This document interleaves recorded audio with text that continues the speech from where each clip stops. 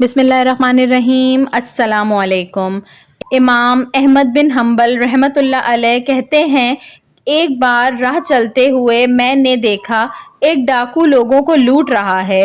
کچھ دنوں بعد مجھے وہی شخص مسجد میں نماز پڑھتا نظر آیا۔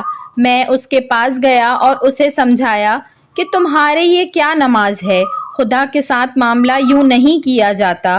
کہا، ایک طرف تم لوگوں کو لوٹو اور دوسری طرف تمہاری نماز خدا کو قبول اور پسند آتی رہے۔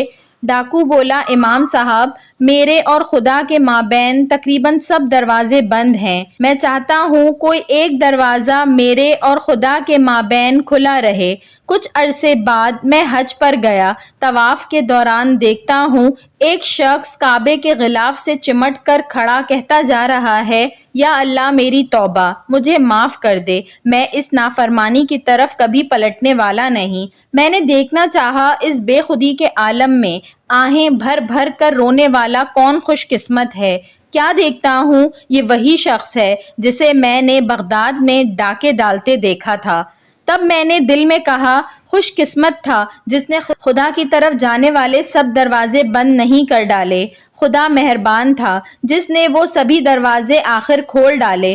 کیسے بھی برے حال ہوں، کتنے ہی گنہگار ہوں، خدا کے ساتھ اپنے سب دروازے بند مت کر لینا۔ جتنے دروازے کھلے رکھ سکتے ہو اتنے کھلے رکھنے کے لیے شیطان کے مقابلے پر مسلسل زور مارتے رہنا اور کبھی ہار مت ماننا۔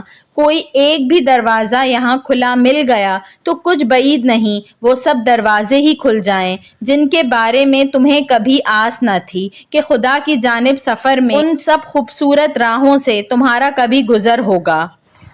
ویڈیو پسند آئی ہو تو اس کو ضرور لائک کریے گا، اور ایسی مزید اچھی ویڈیوز دیکھنے کے لیے میرے چینل اردو کہانی گھر کو سبسکرائب کر لیجئے۔ Thanks for watching. اللہ حافظ۔